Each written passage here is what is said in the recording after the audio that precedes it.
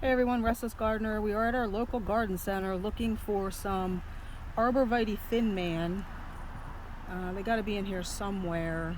So I'll take you along for a little bit and then I'll explain why I'm looking for these later.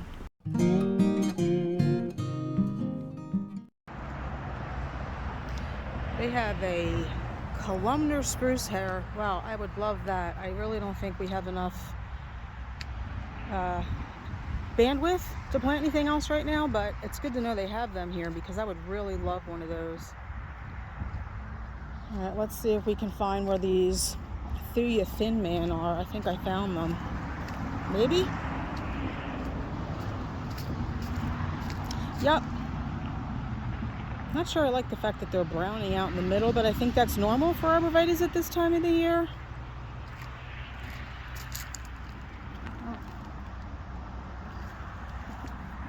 So I think I want 4 too. So let's take a closer look, and I'll let you know if I buy them or not. So we're definitely getting 4 of the Thuja Thin Man, but I also wanted to show you this. Pretty sure this is a Steady Eddie viburnum. That's another plant that's on my list. Unfortunately, not this year though. Beautiful. Okay, Thin Man arborvitae purchase. Loading them up in our car.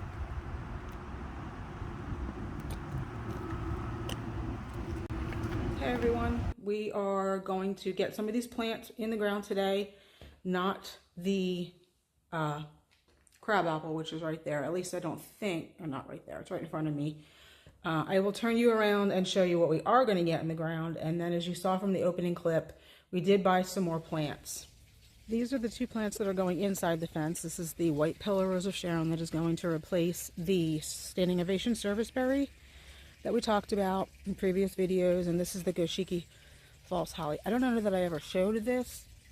We got this at the same time we got the Rose of Sharon. This is going to replace the Duke's Garden. I think it's Duke's Garden. Japanese plum yew. It's at the bottom of our property, right next to the street. I love the yew. It's not going anywhere. It's going to find some place with more sun. This holly can take a little bit more shade. It's under a very large Colorado spruce, and it does get a little bit of sun down there, especially in the spring, just not as much as I think the yew needs. So I think this will be a nice replacement, but for now, as with some of our other plants, we're just going to put it in a holding location for the winter. As many of you may have seen in my previous video about tall narrow privacy screening plants, we are right in front of the purple pillar roses of Sharon, which does create a nice privacy screen here and a nice bit of a hedge. So as you can see, and I'm sure you've seen from previous videos, the yards on my street, at least down this end of the street, are very narrow and very deep. And you know, so our property goes way, way, way back up there and actually way over there behind my neighbors, which is amazing. Love having all that space up there. I just wish it was a little bit wider down here.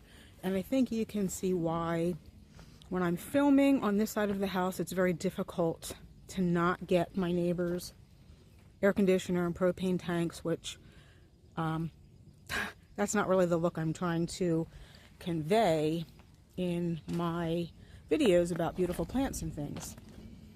So what we picked up yesterday, as I showed you in the opening clip, are 4 Thuja Thin Man. Saw online that a local nursery had them.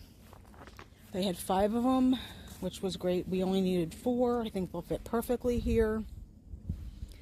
For a long time, we resisted putting any kind of screening plants here because really of how narrow the yard is. This is our only access to the top of our property. We have to keep part of the property open here because our underground propane tank for heating our house and cooking needs to be accessible to have the propane filled.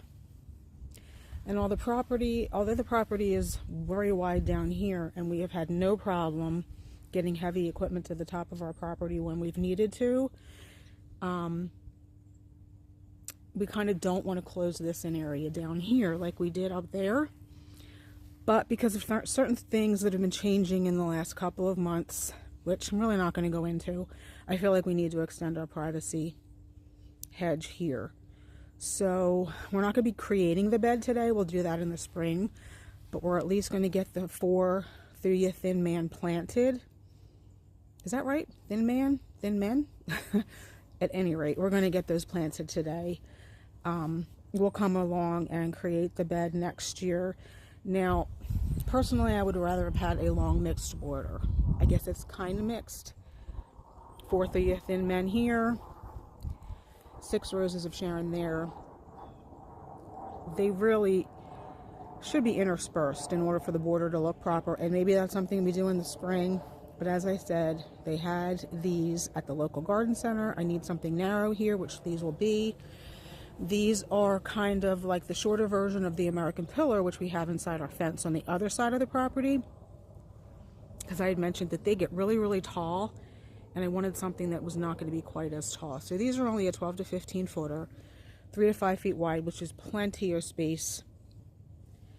My only concern is, do we take the bed all the way to the edge, which I feel like we need to, of the propane tank, because there's no way we're getting a lawnmower through here, not even the push mower. So I'm guessing all the grass adjacent to these arborvitae is going to go in the spring, and we'll just extend the bed, which will come from the end down here with the irises and the Amsonia, the redbud. It will sweep around to include the arborvitaes, and then meet up with the edge of the bed here, where the roses of Sharon are.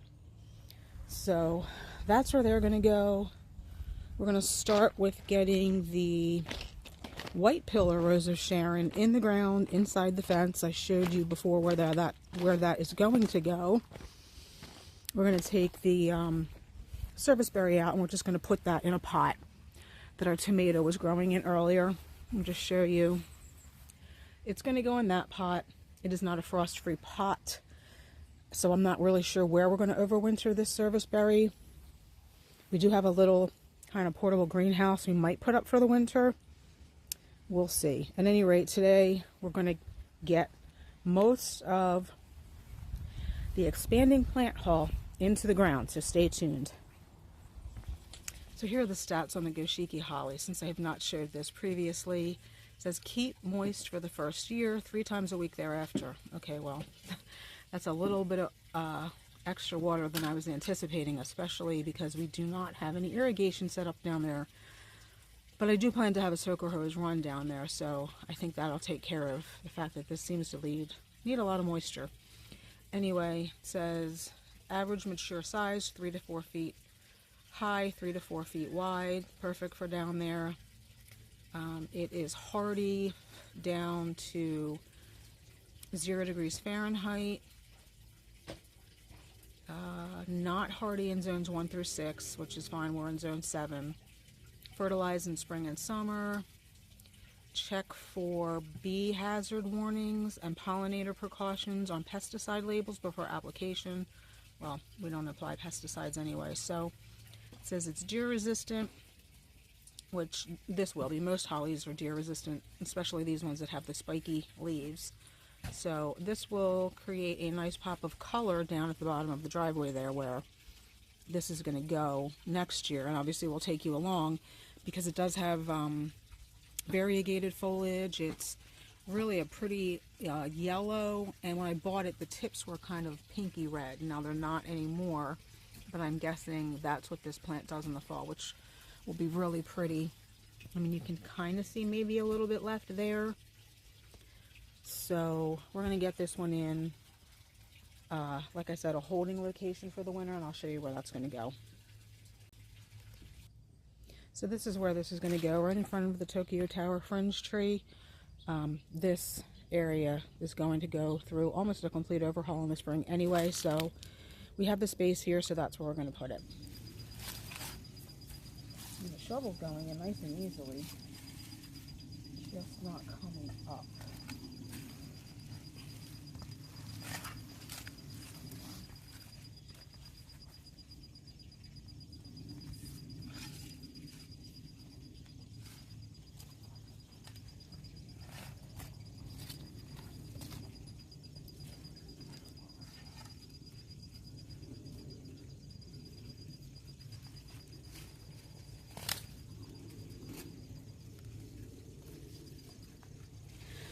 I had to have my husband take over. He's much more used to working in these tight places, digging out plants and putting them in.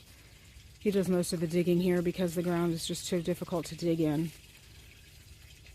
And this serviceberry seems a lot more rooted in than I thought. Or the root ball is just really, really big.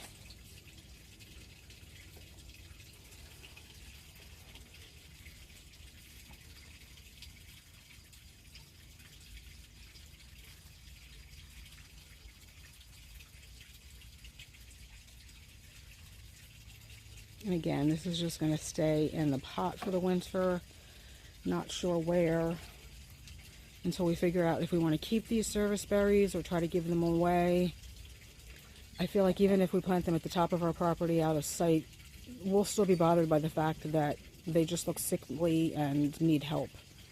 And we will feel the need to, I don't know, spray them, treat them, try to do something. And we just don't want that maintenance. At least I don't. We have enough things to maintain. So again, we'll have to figure out in the spring what we're going to try to do with these service berries.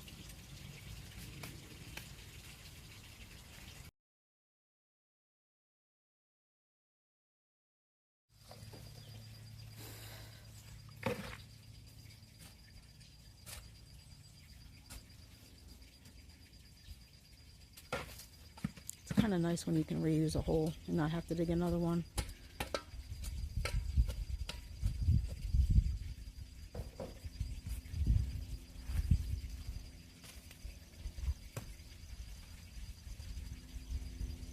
Let me grab the biotone.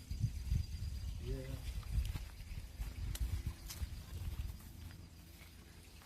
Hopefully we have enough of this. Just have this, hardly anything in here. And we have another 4-pound bag that I bought at work. That was the last bag.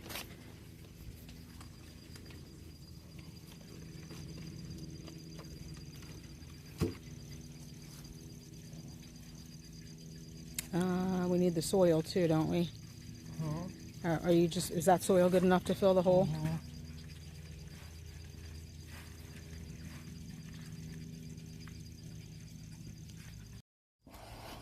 We don't have any mulch for this, so we just covered it with some compost. Well, it's not really compost, it's garden soil, but it'll work for the winter.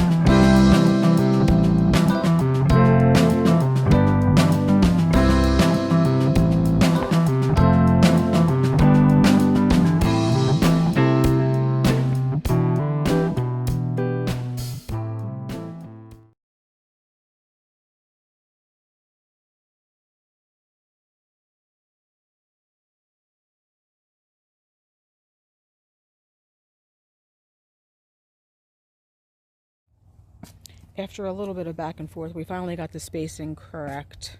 We wanted the two in the middle to be slightly further back so the arborvitaes themselves kind of create an arc. We also wanted to leave enough room to plant some smaller shrubs in here. There's not going to be a lot of room, but since we're not exactly creating the bed this year, but we do have some compost and mulch that we're going to be covering the root balls with. We're just deciding if we want to take out more grass from around these pots or just dig holes that are just big enough, plunk them in, and worry about cleaning out the grass next year.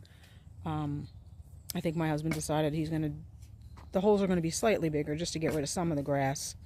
But like I said, in the spring we'll come in and we will either spray the grass to kill it, or we'll cover it with cardboard, newspaper, probably newspaper, because we're going to probably want to plant pretty quickly, and newspaper breaks down quicker than cardboard.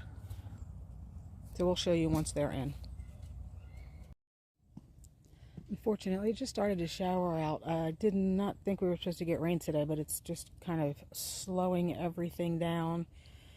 My husband just got some of the grass out that you can see, so he just took the grass clumps up to the top of the property. He'll dump those in the woods. So because of the showers, this is taking a little bit longer than we expected, but we'll get there eventually. Okay, all 4 of the arbs are in. I'm looking at them right now, so let's turn you around so you can see how they turned out. We still got to get the compost on and the mulch, but they are planted. It's getting a little late in the day. Hopefully we finish before sunset. Like I said, we did have those showers, and we had a little bit of an emergency with our neighbor we had to help out with, but let's take a look at what they look like. All right, let's start down here and walk up, because I think eventually next spring this is going to all just become one bed.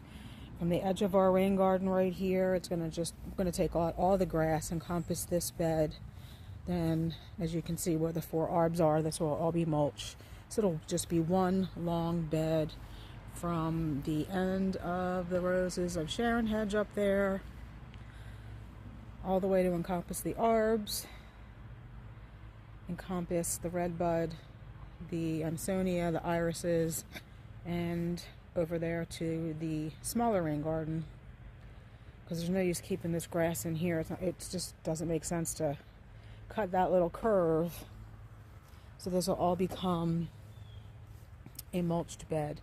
And from here, I think the arbs look really nice. I can really see them filling in nicely, kind of giving us another piece of evergreen interest here opposite the Donica arbs. So I think they look really nice. I'll give you another shot. Well, let's take a walk from this direction. And then I will give you another shot once we get the mulch on the root balls. But I think from here, they look really nice. And they are actually almost 6 feet tall. It might not look it because they are quite narrow. So it's nice to have a hedge that's already that tall. So we're going to get the mulch in, and we'll give you one last shot.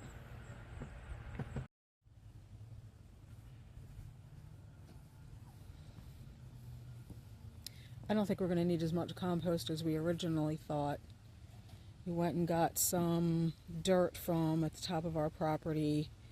Looks a lot more loamy than the clay we took out of these holes. So we were able to use a little bit of that to cover the root balls. So now we're just going to cover over the holes with some compost, and then we'll mulch them. Got that idea from Garden Answer. If you've watched any of their videos recently, you will have seen them planting some trees and shrubs out on their new property, and they've planted them really high, covered them over for the winter with some compost, and then they'll come back next year and create the beds around them. So that's kind of what we're doing here as well. Hey everyone, Restless Gardener here, outside again. It's the next day. We did not get to finish the arborvitae filming because the rain just kept getting steadier and heavier. It wasn't really raining heavily, it just was a shower that just kept going harder and harder, and the camera kept getting wet, and all of our tools and everything just kept getting wet. So we thought it was just easier to finish mulching the arbs, and then I would just come out today and do an outro. So I'm going to turn you around. Obviously you've already seen them, but I will show you them mulched, and then maybe give some final thoughts on what I think and how I think the project turned out. So here's a final shot. They are in the ground and mulched.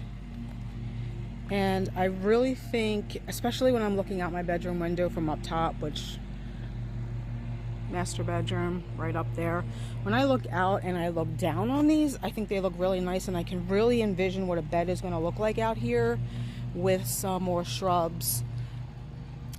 So I think this project really turned out well. I think I explained a little bit about why we wanted to put some hedging here. Not that this is going to form a green wall, but we kind of just wanted to hide some of the infrastructure of our neighbor's house so that when I'm filming out here, we're not seeing that. And also just for a little bit of added privacy. And I've already got plants in mind that I'd like to put here. I think maybe this one blue Miss Spirea that was a offshoot of our two blue Miss Spirea down there. It was big, so we didn't want to throw it away. It was growing here behind the spruce tree, which didn't look right, so we moved it out here. It's not getting enough sun to really bloom, but I feel like maybe in the middle here with a couple of little quick fires on either side, I think that would look really pretty. So I'm already planning for the planting bed here. Anyway, I hope you enjoyed this video. Thanks for coming along. Please give it a thumbs up if you enjoyed it, and we'll see you in the next one. Thanks, and bye.